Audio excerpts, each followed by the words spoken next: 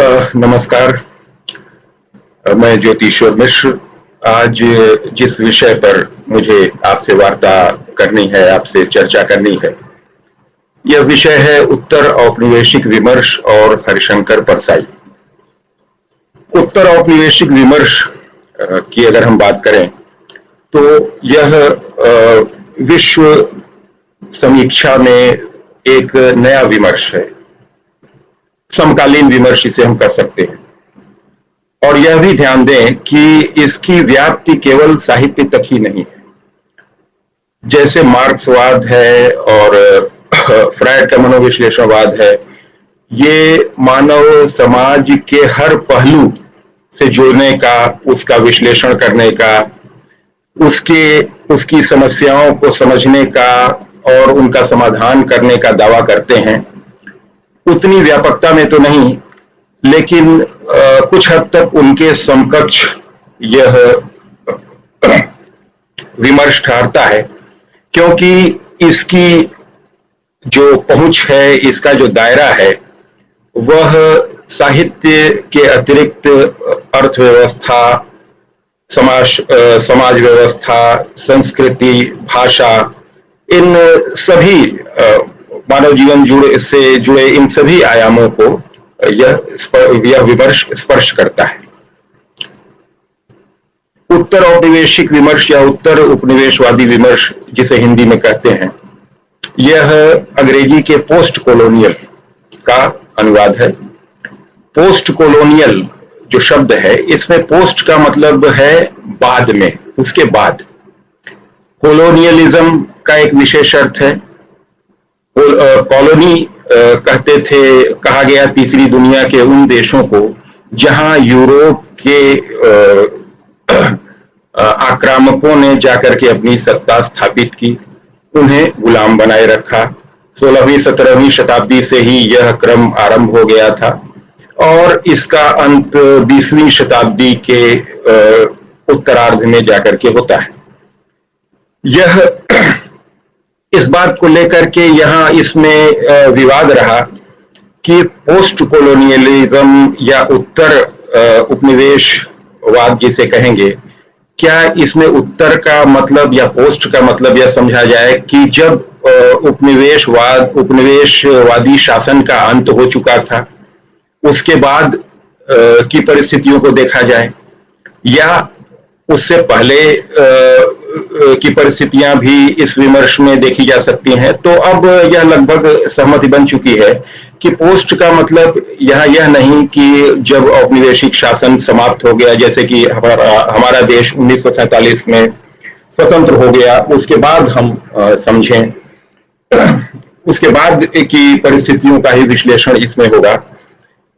यह माना गया कि जब से औपनिवेशिक शासन स्थापित होता है, तभी से उसका प्रभाव पड़ना आरंभ हो जाता है और तभी से इस उत्तर औपनिवेशिक विमर्श की संभावना भी आरंभ हो जाती है।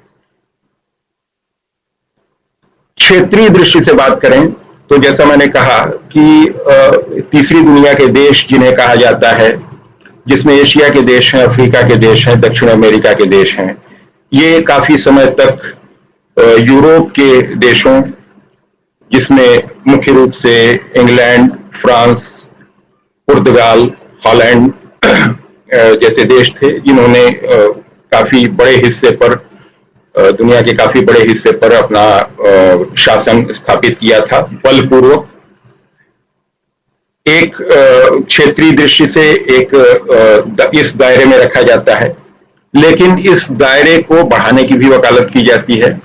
कहा जाता है कि अमेरिका और कनाडा, ऑस्ट्रेलिया, न्यूजीलैंड, भले ही यहाँ कुछ अलग थी परिस्थितियां, यहाँ उस तरह से यहाँ के रहने वालों से उस तरह से संघर्ष नहीं हुआ इन विदेशी उपनिवेशवादियों का।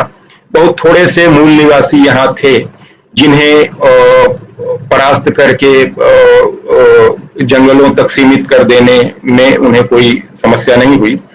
और ये देश स्वतंत्र होते हैं तो उस अर्थ में स्वतंत्र नहीं होते हैं जिस अर्थ में भारत स्वतंत्र होता है।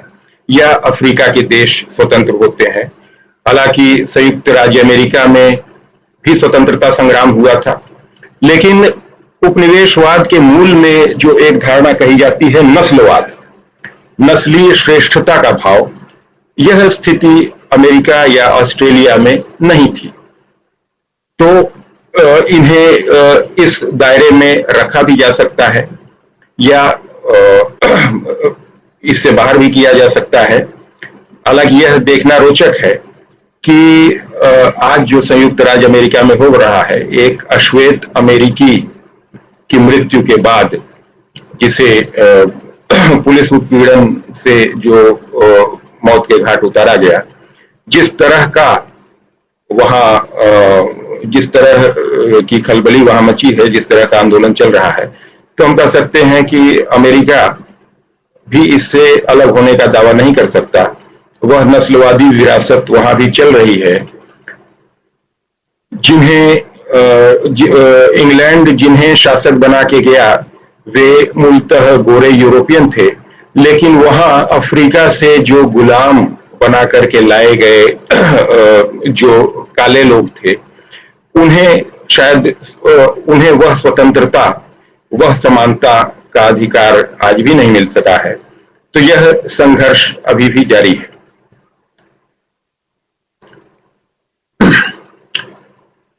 उत्तर औपनिवेशिक विमर्श के संबंध में इसकी सैद्धांतिकी या इसे एक व्यवस्थित अनुशासन के रूप में आरंभ करने का श्रेय दिया जाता है एडवर्ड सईद को, जिनकी पुस्तक ओरिएंटलिज्म 1978 में प्रकाशित हुई थी, और इसने अत्यधिक प्रभाव डाला उस समय के पूरे विश्व के बौद्धिक वर्ग पर।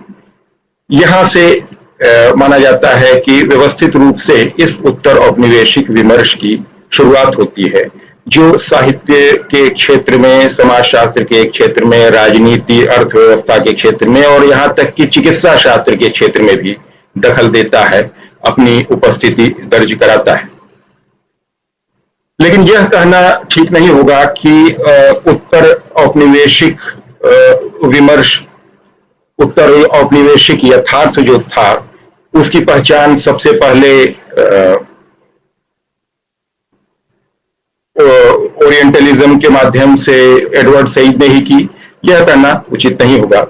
उनके बहुत पहले से जो देश संघर्ष कर रहे थे उपनिवेशवाद के विरुद्ध, वहां बहुत से ऐसे विचारक हुए थे जिन्होंने औपनिवेशिक जो शोषण का चक्र था, इसकी वास्तविकता को पहचाना था और इसके विरोध में न केवल सक्रिय आंदोलन किया था, बल्कि बौद्धिक मंच पर भी इसका प्रतिवाद किया था।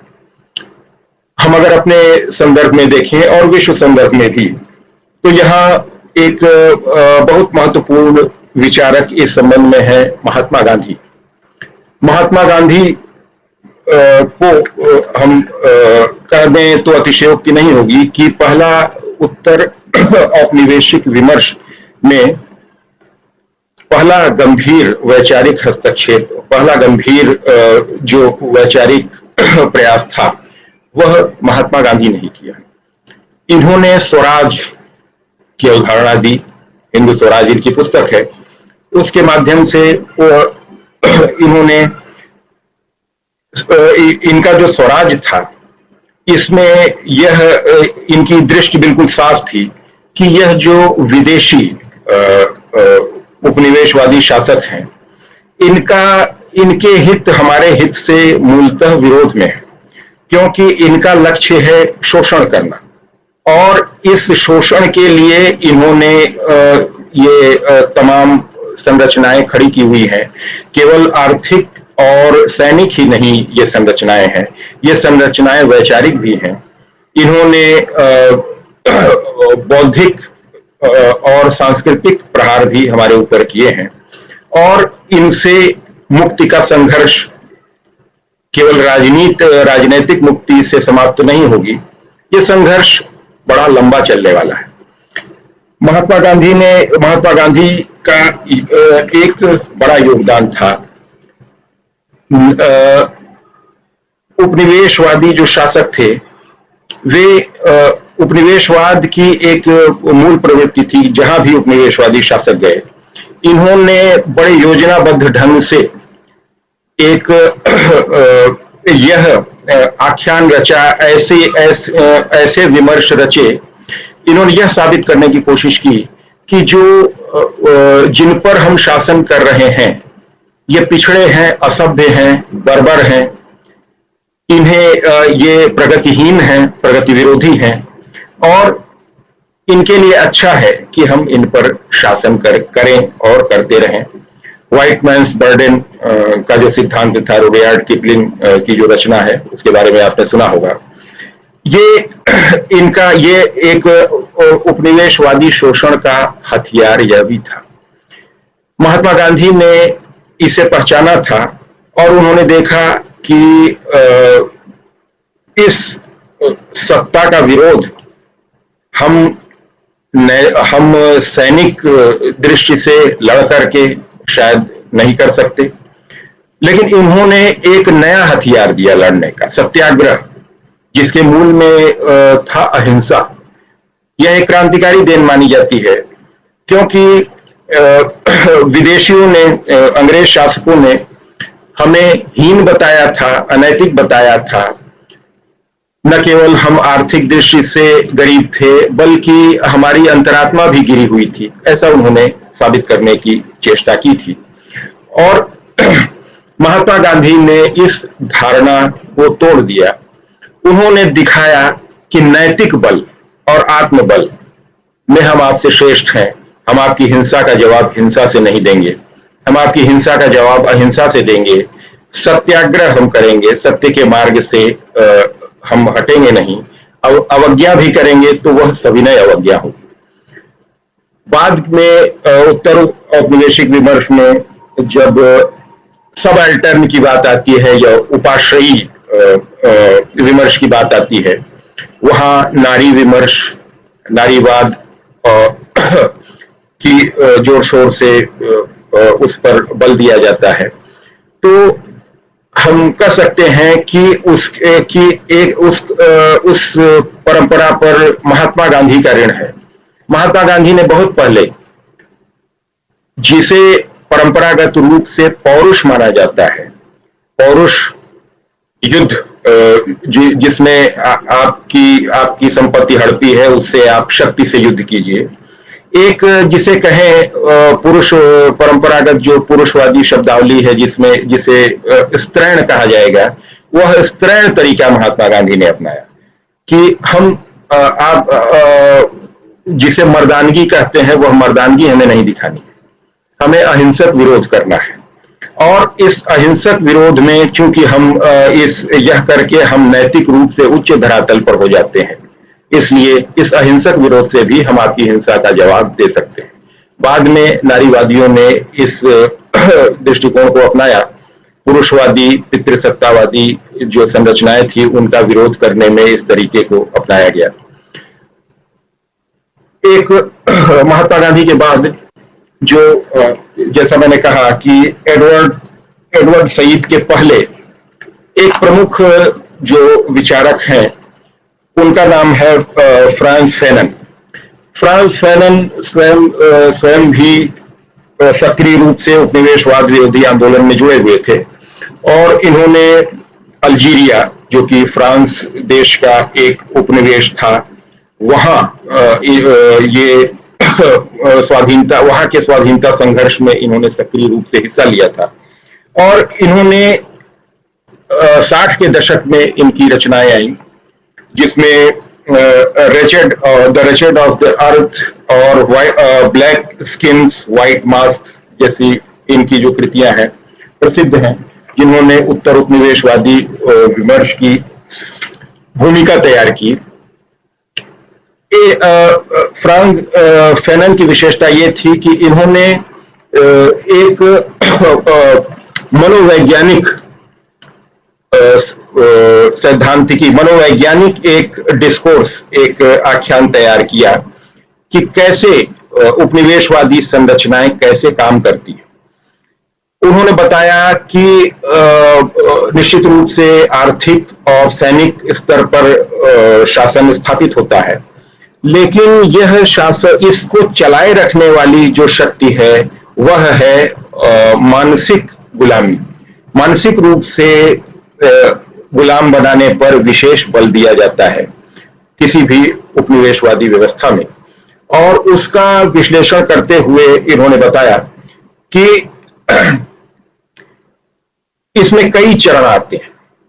पहला चरण है कि शुरुआत कैसे होती है कि जो विदेशी सत्ताधीश आया है वह हमें लगातार अपने प्रचार माध्यमों के जरिए, अपनी शिक्षा प्रणाली के जरिए, अपने कानूनों के जरिए हमें यह बताने की कोशिश करता है कि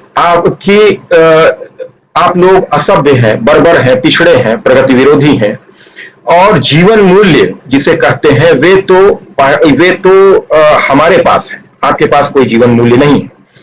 उन जीवन मूल्यों, आपको क्या करना है, आपको हमारी नकल करनी है, हमारे रास्ते पे चलना है, यही आपके लिए श्रेयस्कर है।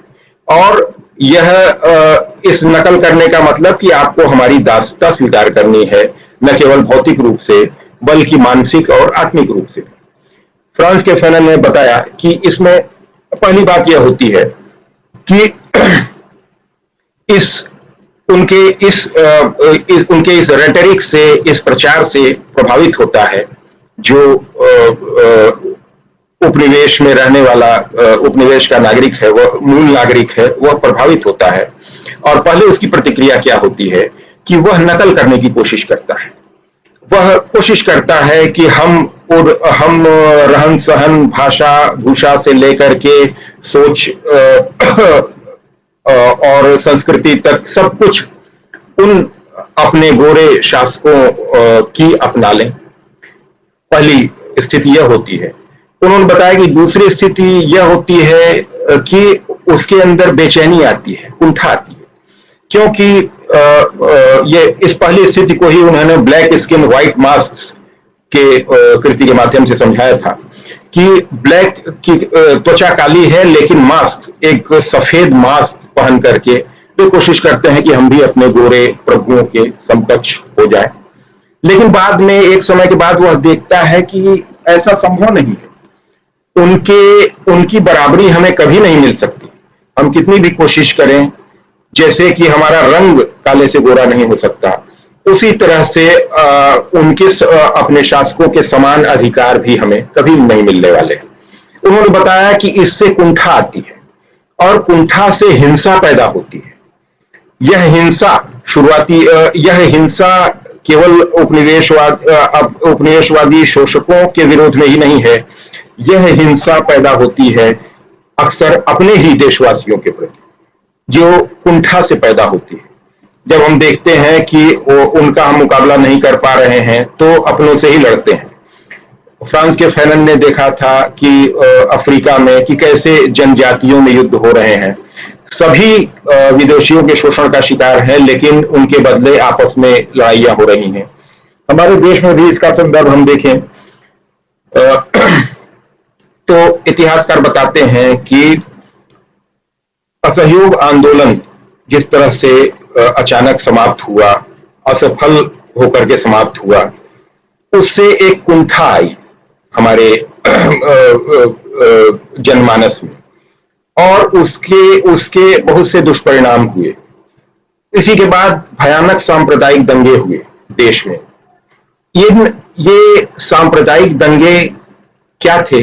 ये उसी कुंठा की अभिव्यक्ति थी, ऐसा इतिहासकारों ने माना है, जो कि विदेशियों से लड़ने में जो निराशा हाथ लगी, उस कुंठा में सांप्रदायिक दंगे हुए और उस कुंठा में दलित उत्पीड़न जैसी दुष्प्रवृत्तियां और बढ़ गईं, ऐसा लक्ष्य किया है इतिहासकारों ने।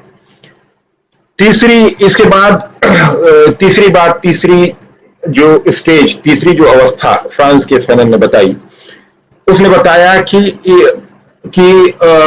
इस अवस्था के बाद जब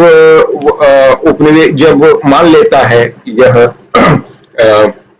जो शासित है, जब वह मान लेता है कि हम नकल कितनी भी करें हम विदेशियों की बराबरी पे नहीं आ सकते, तो वह अपनी संस्कृति, अपनी परंपराओं को खोजता है, उन्हें महिमा मंडित करता है, उनमें गौरव का अनुभव करता है, और इस तरह से वह उस विदेशी सत्ता के सामने नैतिक बल के साथ, आत्मिक बल के साथ खड़े होने का प्रयास करता है। वे मानते हैं कि सांस्कृतिक राष्ट्रवाद एक महत्वपूर्ण अवस्था है, जो कि उपनिवेशवाद विरोधी आंदोलन में निश्चित रूप से आती है। अगली अवस्था को फैनन ने कहा कि अब इसके बाद वास्तविक रूप से संघर्ष आरंभ हो जाता है, जहां वह अपनी संस्कृति और अपनी परंपराओं की कमियों को भी समझ करके उन्हें कुछ हद तक उपनिवेशवाद विरोधी दूर कर लेते हैं, और फिर वे पूरी शक्ति से संग्राम करते हैं, लड़ते हैं। तरीके अलग अलग होते हैं, लेकिन वे विदेशी सत्ताधीशों का मुकाबला करते हैं, और अब उनका लक्ष्य उनकी समानता हासिल करना, उनके साथ बराबरी का दर्जा हासिल करना जैसे लक्ष्य पीछे छूट जाते हैं। अब लक्ष्य होता है पूर्ण स्वतंत्रता। आप जाइए, आपसे अब आपका किसी भी तरह का हस्तक्षेप हमें पसंद नहीं है, हमें बर्दाश्त नहीं है। भारत के संदर्भ में पूर्ण स्वराज की मांग और भारत छोड़ो आंदोलन में हम इसको प्रतिफलित होता देख सकते हैं। महत्वपूर्ण बात यह है कि इसके बाद एक चौथी अवस्था भी बताते हैं, एक अगली अवस्था भी बताते हैं। उपनिवेशवाद के समाप्त होने के बाद एक और अवस्था आती है, एक तरह से एक खतरे की ओर भी संकेत करते हैं कि एक तो जिस राष्ट्रवाद की बात होती है उस बताते हैं फैनन की, उसमें भी कुछ खतरे छिपे हुए रहते हैं कि हो सकता है कि इससे राष्ट्र की किसी या कुछ बहुसंख्यक परंपराओं को ज्यादा महत्व मिले, कुछ परंपराएं पीछे छूट जाएं, वे उपेक्षित हो जाएं और उनसे आगे चल के संघर्ष हो। अगली बात उन्होंने यह कही कि कोई आवश्यक नहीं है कि विदेशी शासकों के चले जाने के बाद उपनिवेशवादी शोषण का कुचक्र रुक ही जाए, हो सकता है कि यह उसके बाद भी चलता रहे। और जहां अभी तक जो संघर्ष कर रहे थे, जो पढ़े लिखे अभिजन वर्ग के लोग थे समाज के, उनके पास सत्ता आ जाती है, और अब वे भी सत्ता का प्रयोग कुछ उन्हीं अपने पूर्वज उपनिवेशवादी शासकों की तरह करने लगते हैं। अधिसंख्य जनता अभी भी शोषण का शिकार होती है, और एक तरह से और वह जो कुचक्र था उपनिवेशवादी शोषण का, वह चलता रहता है। इस कहना न होगा कि ये बातें, ये उनकी आशंकाएं सही साबित हुई, सही हमने अपने देश में भी देखा इन्हें सही साबित होते हुए। इसके बाद मैंने जो कहा कि ओरिएंटलिज्म, जिसे सूत्रपात करने का श्रेय माना जाता है, एक उत्तर औपनिवेशिक विमर्श की जहां तक बात है, यहां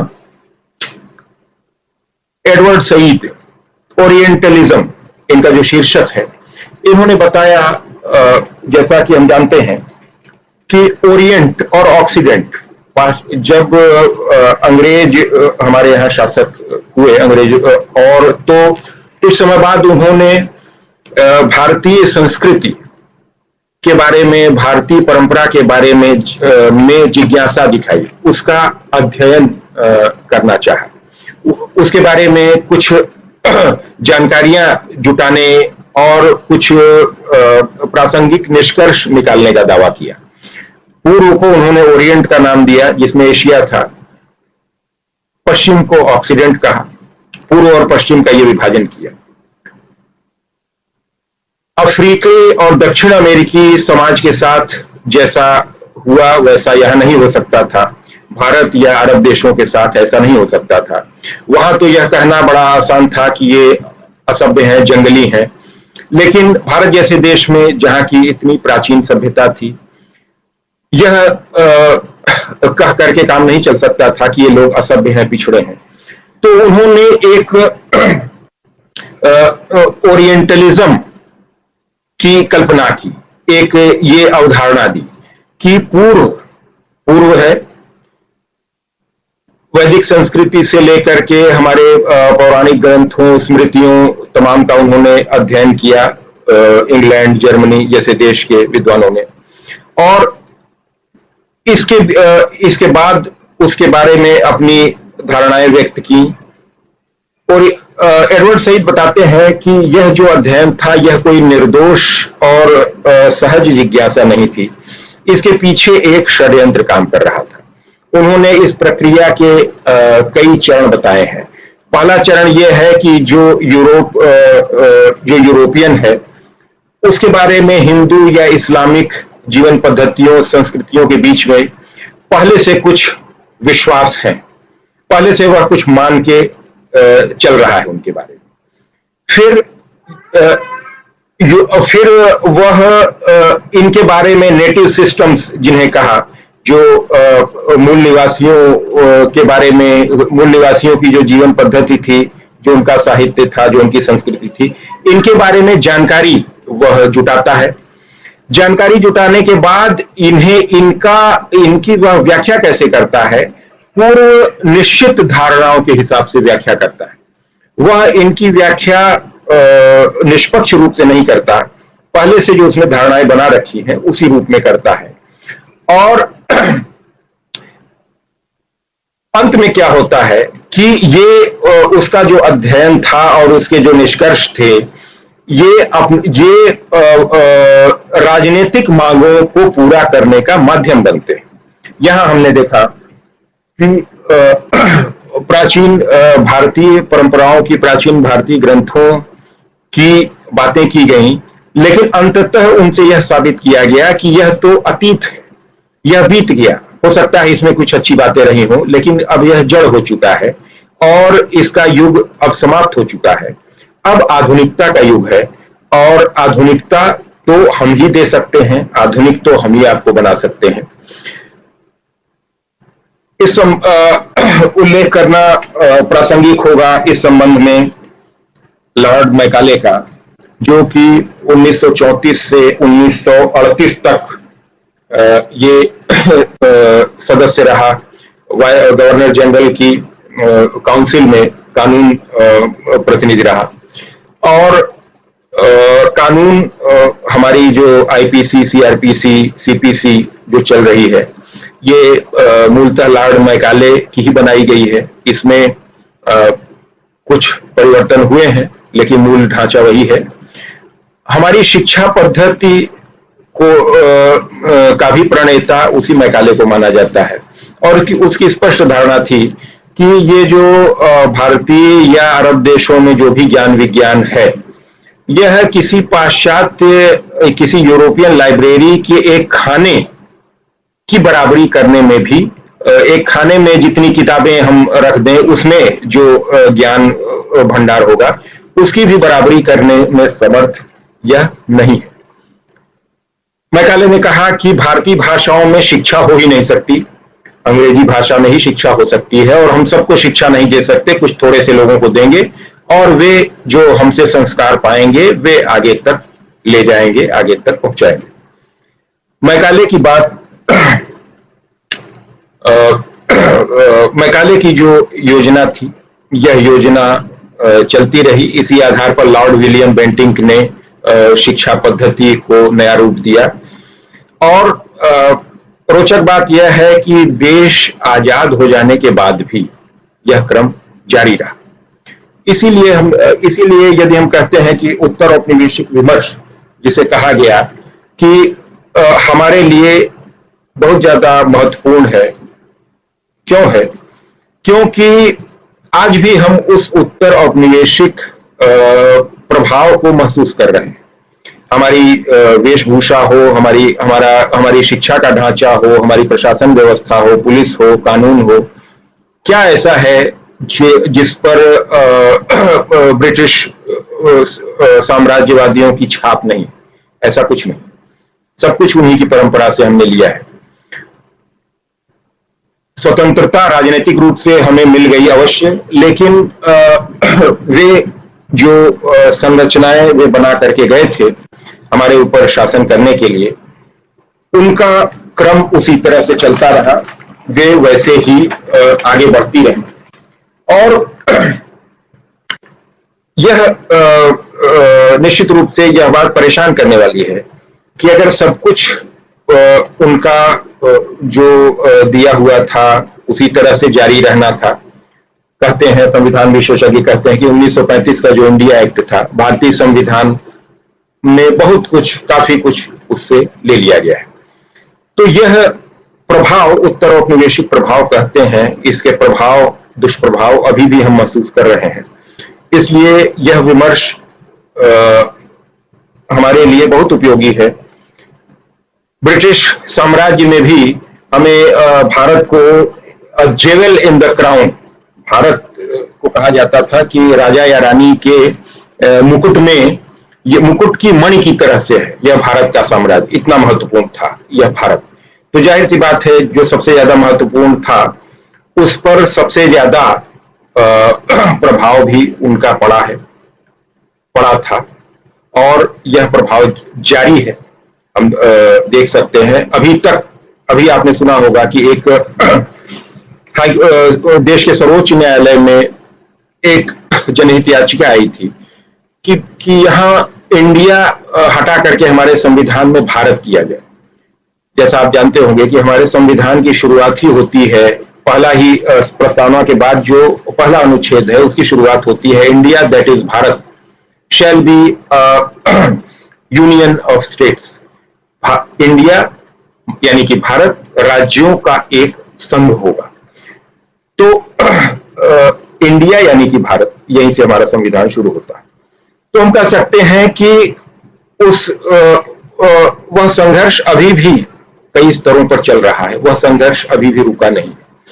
इसलिए यह उत्तर उपनिवेशवादी विमर्श ये हमारे लिए भी महत्वपूर्ण, सबसे किसी से कम महत्वपूर्ण नहीं है।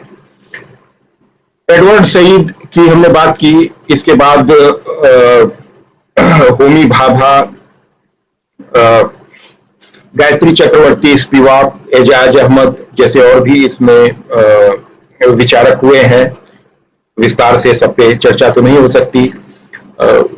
इसमें महत्वपूर्ण गायत्री चक्रवर्ती, स्पिवाक इसलिए महत्वपूर्ण है कि इन्होंने सबाल्टर्न स्टडीज, उपाश्रयी विमर्श को यहां स्थान दिया। इन्होंने कहा कि जैसे स्त्रियां जो इस उपनिवेशवादी सत्ता में थीं, वे दोहरी यातना की शिकार थीं। एक तो भारतीय,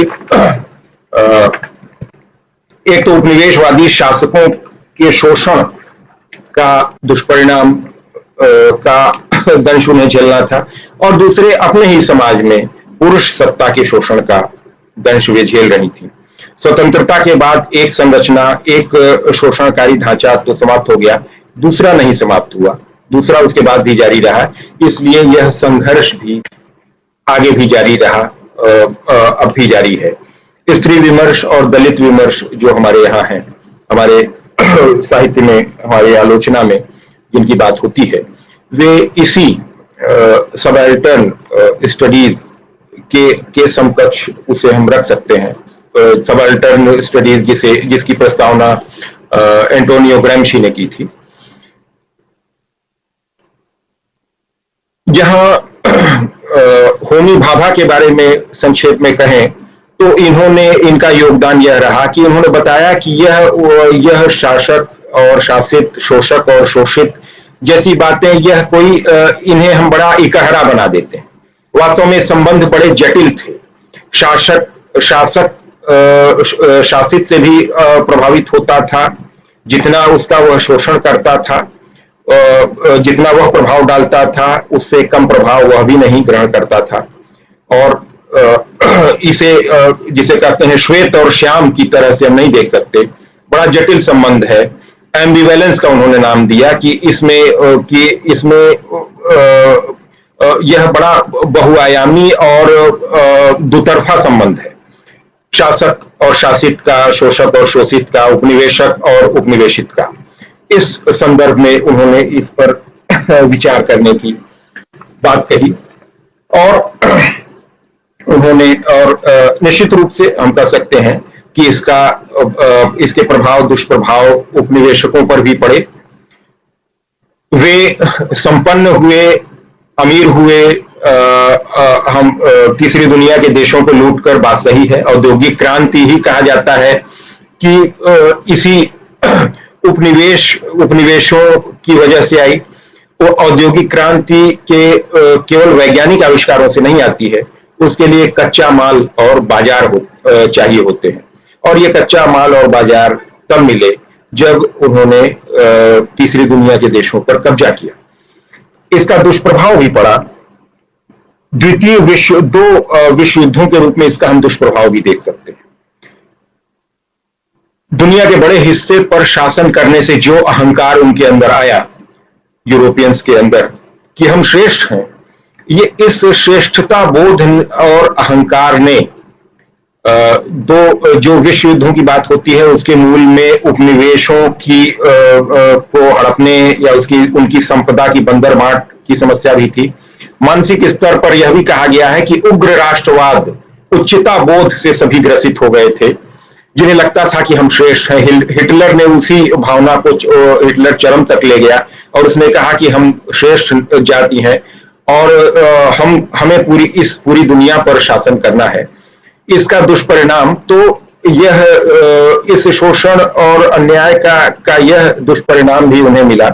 द्वितीय विश्व युद्ध के बाद वे उपनिवेशों पर शासन करने लायक रह भी नहीं गए। यह स्थिति देखने में आई। हमने जैसा कि मैंने कहा कि उपनिवेश, हम ब्रिटिश उपनिवेश रहे लगभग 200 साल तक, और उसका प्रभाव हमारे जीवन के हर क्षेत्र पर देखा गया। साहित्य भी इससे अछूता नहीं रहा। भारतेंदु हरिश्चंद्र जैसे आधुनिक काल के शुरुआती लेखक ही इस शोषण के चक्र को पहचानने लगे थे। आगे स्वतंत्रता आंदोलन के समय बहुत से हमारे साहित्यकारों ने इसे अभिव्यक्ति प्रदान की। मैं जिन साहित्यकार पर इस संदर्भ में बात करने जा रहा हूं वे हरिशंकर परसाई है। हरिशंकर परसाई स्वातंत्र्योत्तर साहित्यकार हैं, जिन्होंने निबंध, कहानियां, एक उपन्यास भी लिखा। उन्होंने व्यंग्यकार कहे जाते हैं, और व्यंग्य, ऐसा कहते हैं कि व्यंग्य को जो एक विधा मानने की बात हो रही है, यह हरिशंकर परसाई की ही देन है। हालांकि स्वयं हरिशंकर परसाई इससे सहमत नहीं थे, व्यंग्य को वे विधा नहीं मानते थे। उनका कहना था कि व्यंग्य कोई स्ट्रक्चर नहीं है, यह स्पिरिट, यह किसी भी विधा में आ सकती है। तो निबंधकार भी व्यंग्यकार है, कहानीकार व्यंग्यकार है, उपन्यासकार व्यंग्यकार है। व्यंग्यकार उस अर्थ में, व्यंग्यकार कहानीकार की तरह से व्यंग्यकार नहीं है, वह स्पिरिट में, भावना में व्यंग्यकार है, अपनी शैली में व्यंग्यकार है, विधा की वजह से व्यंग्यकार नहीं। व्यंग्य को हरिशंकर परसाई ने उन्होंने स्वयं कहा कि व्यंग्य को मैंने एक हथियार की तरह से प्रयोग किया। मैंने देखा कि बुर्जुआ समाज में बहुत सी विसंगतियां हैं, और इन विसंगतियों को उद्घाटित करने और इनके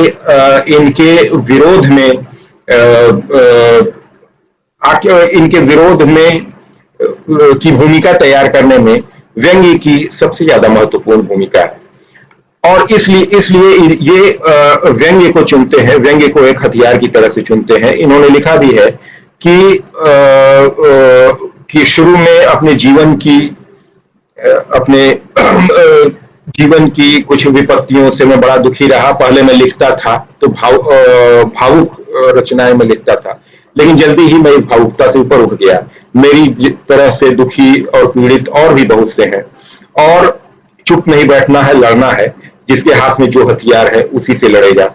मेरे हाथ में कलम है और मेरे अंदर व्यंग्य करने की क्षमता है, तो मैं इस हथियार से लड़ूंगा। हरिशंकर परसाई वर्तमानता के रचनाकार कहे जाते हैं। विश्वनाथ त्रिपाठी ने अपनी पुस्तक में इनके बारे में लिखा है कि यह वर्तमानता इनके साहित्य में एक मूल्य बन गई। ये वर्तमान केवल यही नहीं कि अपने समय की परिस्थितियों की बात करते हैं, बल्कि उसे एक सिद्धांत का रूप देते हैं। परसाई जी ने लिखा भी है कि शाश्वत साहित्य में नहीं लिखता, जो अनंत काल के प्रति ईमानदार, जो अनंत काल के प्रति कोई ईमानदार कैसे हो सकता है जो अपने इस युग के प्रति ईमानदार नहीं हुआ। इसीलिए वे कहते हैं कि जो अपना लिखा रोज मरता हुआ देखते हैं, उन्हीं का लेखन वास्तव में अमर होता है। हरिशंकर परसाई पत्रकार भी थे।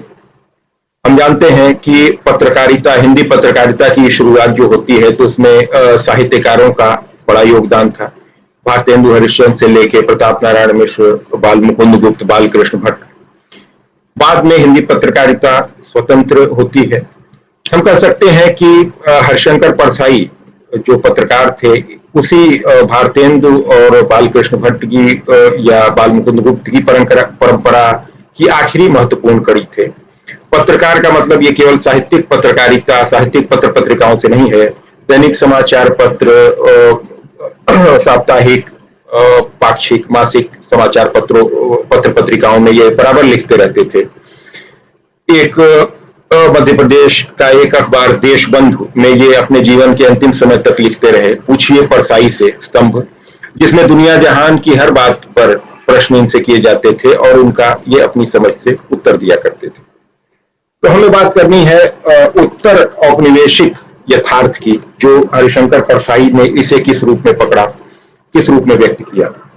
देखिए, अभी हमने कहा कि देश आजाद होता है, देश स्वतंत्र होता है, लेकिन क्योंकि उपनिवेशवादी शासकों की जो संरचनाएं थी वे लगभग उसी रूप में कायम रहीं। वही प्रशासन तंत्र रहा, वही न्यायपालिका रही, शिक्षा का ढांचा वही रहा। तो बड़ा स्वाभाविक था कि स्वतंत्रता प्राप्ति के बाद जो उम्मीदें की गई थी वे उम्मीदें पूरी न हो। यह इस सच्चाई को, इस सत्य को बार बार, इस सत्य पर बार बार उंगली रखते हैं हरिशंकर परसाई। इस संबंध में जिक्र करना होगा, प्रासंगिक होगा मैला आंचल उपन्यास जो फणीश्वरनाथ रेणुका है।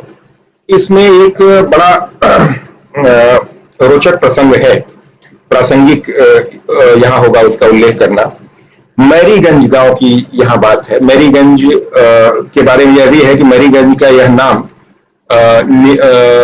गोरे साहब, नीलहे साहब, नील की खेती कराने वाला जो था मार्टिन, उसने अपनी पत्नी के नाम पर मैरीगंज रख दिया और पुराना नाम गांव का बदल करके मैरीगंज रख दिया था। आता है, इसमें कहा जाता है कि एक बार एक किसान के मुंह से गलती से इस गांव का पुराना नाम निकल गया था। बस और जाता कहां है, साहब ने 50 कोड़े लगाए थे गिनकर। इस गांव का पुराना नाम अब किसी को याद नहीं, अथवा आज भी नाम लेने में एक अज्ञात आशंका होती है। कौन जाने। अंग्रेज चले गए, नीलहे साहब लोग तो पहले ही चले गए, लेकिन अभी भी एक आशंका बैठी हुई है कि कौन जाने कहीं से फिर हंटर न पड़ने लगे। तो हम कह सकते हैं कि यह आशंका, यह जो भय था, यह केवल उस अनपढ़ ग्रामीण में ही नहीं था, यह हमारे कर्णधारों में भी था, जो निश्चित रूप से जिन्होंने बड़ा संघर्ष किया था, बड़ा त्याग किया था, बड़े पढ़े लिखे थे, लेकिन उनके अंदर भी ये डर था। कौन जाने हम बदलें, इस ढांचे को बिल्कुल नया कर दें, नया रूप दें, कौन जाने कि क्या हो, कहीं हमारा कहीं हम पूरी तरह से असफल न हो जाएं। इस डर से, ये डर हावी रहा, इस डर ने अपना काम किया और हमें जिसे स्वतंत्रता के साथ जो आमूल चूल बदलाव जो होने चाहिए थे वो नहीं हुए। हरिशंकर परसाई ने इस स्थिति को इस स्थिति पर बार बार ध्यान दिया है। विशेष रूप से इन्होंने देखा कि आजादी मिलने के बाद ये देखते हैं कि बार बार ये इस बात पर बल देते हैं कि आजादी जो मिली इससे बहुत कुछ नहीं बदला। एक इनकी कहानी है, एक व्यंग्य कथा है, लंका विजय के बाद जो फ्रांज फैनन ने जिसकी आशंका जताई थी कि आजाद मुल्क में अब जिनके हाथ में सत्ता आएगी वे भी उन्हें पुराने उपनिवेशवादी शासकों की नकल करेंगे, उन्हीं की तरह से व्यवहार करेंगे। वह आशंका हमारे यहाँ भी सही साबित होती दिखी। हरिशंकर परसाई ने एक व्यंग्य कथा इनकी है लंका विजय के बाद। लंका विजय के बाद में उल्लेख है कि राम कथा को इन्होंने के माध्यम से एक रूपक इन्होंने गढ़ा है कि लंका विजय के बाद वानर सेना जब अयोध्या लौट के आई तो वानरों ने सब अच्छे अच्छे पदों पर पद हथिया लिए। क्योंकि वे रावण से लड़े थे, उनका अधिकार था। हमारी और छीना झपटी मच गई, बहुत से घाव दिखा करके पद मिलने लगे, बहुत से नकली घाव बना करके भी लोगों ने पद ले लिए। हमारी आजादी जब मिली तो बहुत कुछ वैसा ही हमारे यहाँ भी हुआ। स्वतंत्रता संग्राम के जो सैनिक थे उनके प्रति श्रद्धा थी और उस श्रद्धा का दुरुपयोग बहुत स्तरों पर हुआ।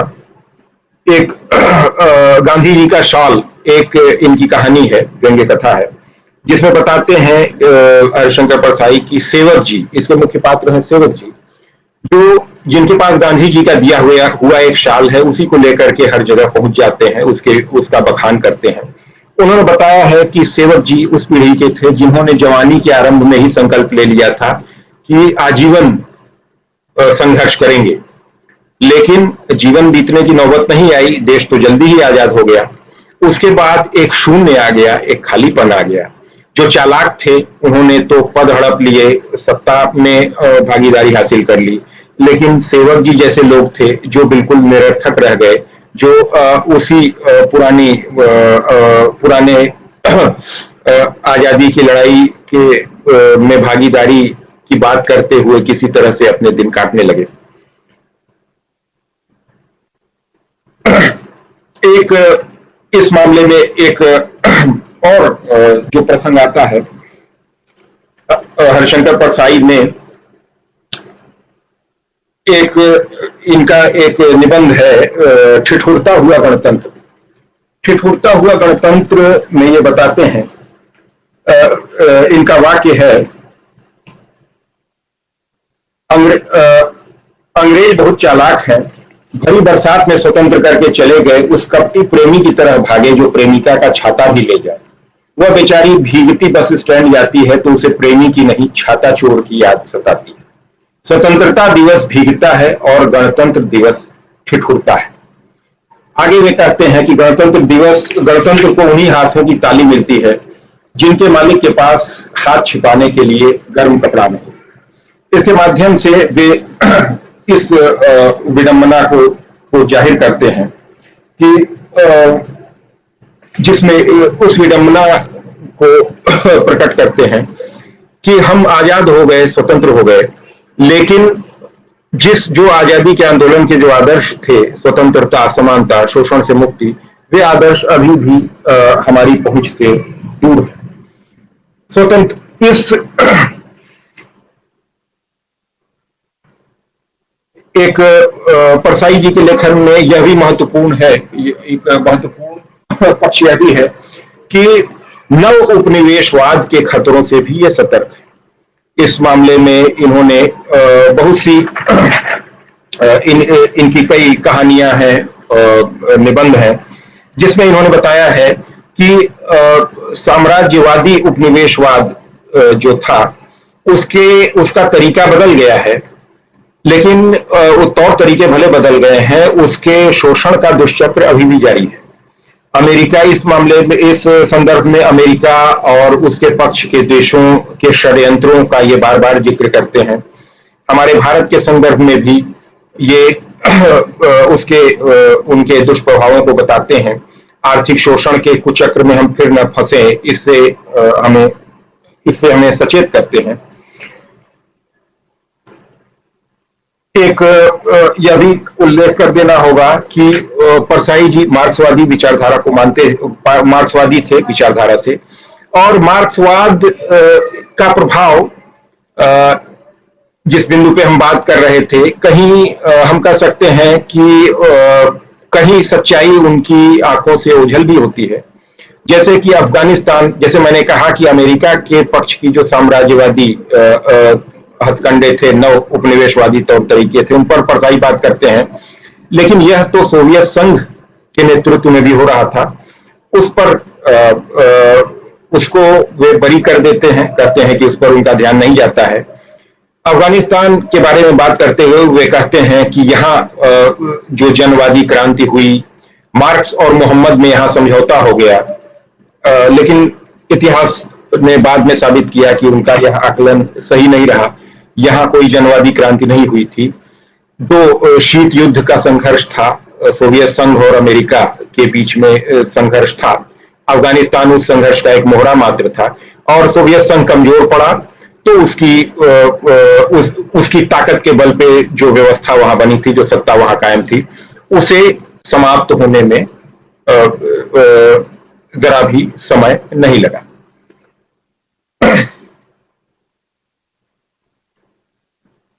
हरिशंकर परसाई भाषा और संस्कृति के पक्ष में भी औपनिवेशिक जो दुष्प्रभाव, जो हमारी चेतना पर जो दाग छूट गए हैं, बहुत सी अपनी रचनाओं में उन पर चर्चा करते हैं। इनकी एक कहानी है जिसका शीर्षक है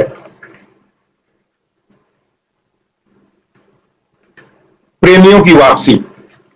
इस प्रेमियों की वापसी में कहानी का मुख्य विषय, यह भी एक व्यंग्य कथा है, मुख्य विषय है प्रेम करने वाले प्रेम के बारे में कैसी सतही धारणाएं बना लेते हैं, और प्रेम जो हमारे समाज में होता है कैसा कच्चा और बेड़ियों में बंधा हुआ है। इसकी मुख्य विषय वस्तु यह है, लेकिन यहाँ ये एक जिसे कहते हैं उत्तर औपनिवेशिक यथार्थ को भी सामने लाते हैं, जो हीनता बोध एक हमारे अंदर है अपनी भाषा को लेकर के, अपनी संस्कृति को लेकर के, जिसकी वजह से हम विदेशियों की नकल आज भी करते हैं, उनकी भाषा की, उनके रहन सहन की, उनकी बोलचाल की, उनके खान पान की, सब हर चीज की नकल करते हैं। यहाँ प्रसंग है कि मर करके प्रेमी और प्रेमिका आत्महत्या करके परलोक में पहुंचे हैं, और वहां उनके बीच में झगड़ा होता है, तो एक दफ्तर में जाते हैं, परमात्मा के दफ्तर में, जो विवाह और प्रेम संबंधी विभाग था, और वहां जाते ही नायक का नाम है प्रेमेंद्र संचालक के दफ्तर में गया। उन्होंने उसे सिर से पांव तक देखा और खूब मुस्कान लाकर पूछा, yes young man, what can I do for you, मैं तुम्हारे लिए क्या कर सकता हूं। प्रेमेंद्र ने कहा, साहब भारत से आए मालूम होते हैं। साहब ने पूछा, तुमने कैसे जाना। प्रेमेंद्र ने कहा, ऐसे कि आप यहां भी अंग्रेजी में बोल रहे हैं, यह ऊंचे दर्जे के भारतीय का लक्षण है।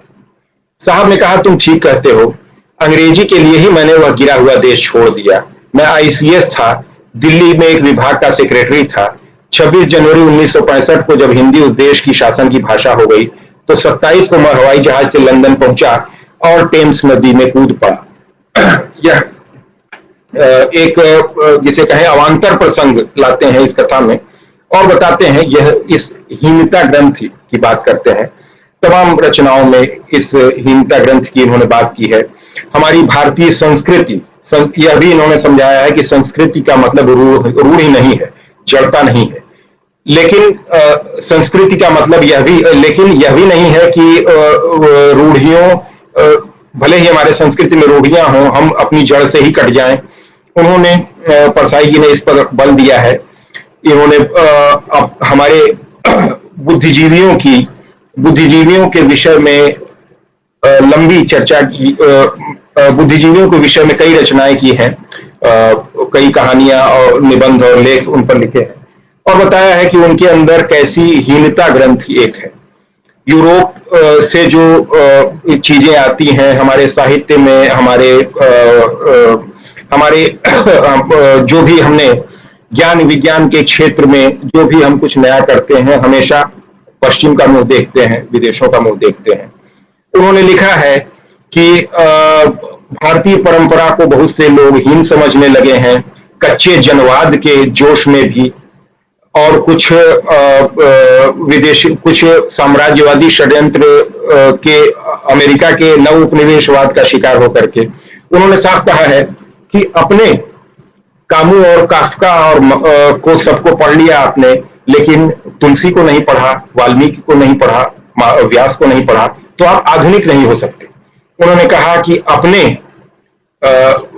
अपने क्लासिक्स को न जानना किसी को कभी बौद्धिक नहीं बना सकता। इसमें इस तरह की कल्पना करना व्यर्थ है।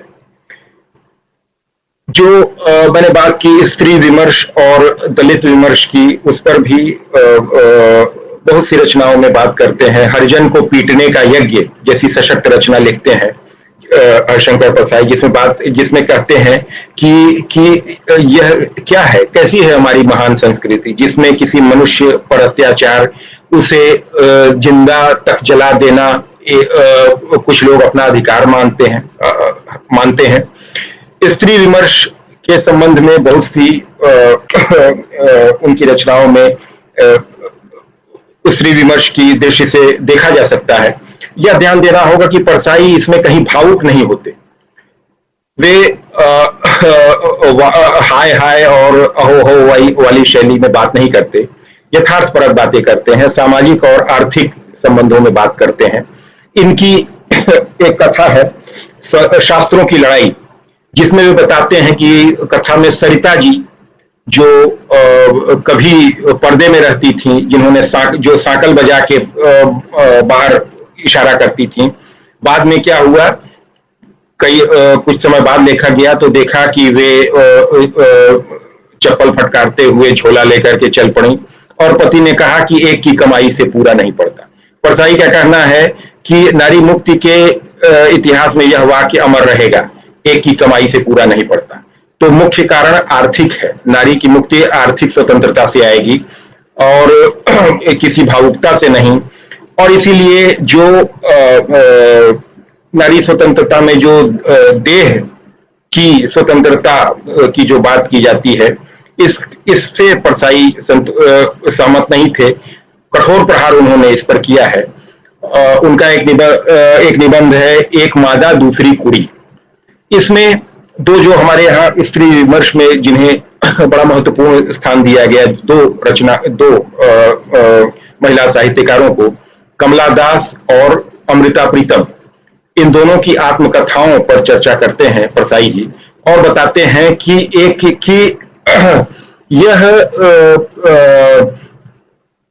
ये जो रूमानियत है, ये जो प्रेम संबंधों के आधार पर नारी मुक्ति की बात है, यह इससे मैं सहमत नहीं हूं, यह बकवास है। एक को कहा मादा जिसने दैहिक संबंध को ही प्रेम में महत्व दिया, दूसरे ने प्रेम को प्लेटोनिक लव, आदर्श प्रेम, आध्यात्मिक प्रेम की बात की।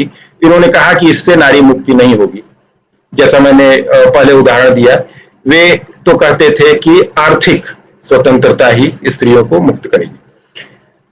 तो इस रूप में हम कह सकते हैं कि उत्तर औपनिवेशिक विमर्श जो समकालीन युग में विश्व आलोचना में बहुत महत्वपूर्ण है, हमारे देश के लिए खास तौर पर महत्वपूर्ण है। तमाम साहित्यकारों ने इस उत्तर औपनिवेशिक यथार्थ को चित्रित किया है, जिसमें मैंने हरिशंकर परसाई के बारे में चर्चा की आपसे। और गलत नहीं कहा जाता, विश्वनाथ त्रिपाठी ने कहा है कि आजादी के पहले के भारत, अगर कहा जाए कि किस एक लेखक को जान करके आजादी के पहले का भारत जाना जा सकता है, तो जवाब होगा प्रेमचंद। और अगर पूछा जाए कि कौन से लेखक हैं, किस एक लेखक की बात करें तो उसे जान करके आजादी के बाद का भारत जाना जा सकता है, तो उसका जवाब होगा हरिशंकर परसाई। इसलिए उत्तर औपनिवेशिक जो प्रभाव जो हम ढो रहे हैं, उसको समझने में हरिशंकर परसाई का साहित्य बहुत उपयोगी है, बहुत सार्थक और प्रासंगिक है। इसलिए इनको केंद्र में रख के इस उत्तर औपनिवेशिक विमर्श के बारे में कुछ बातें मैंने आपसे साझा की।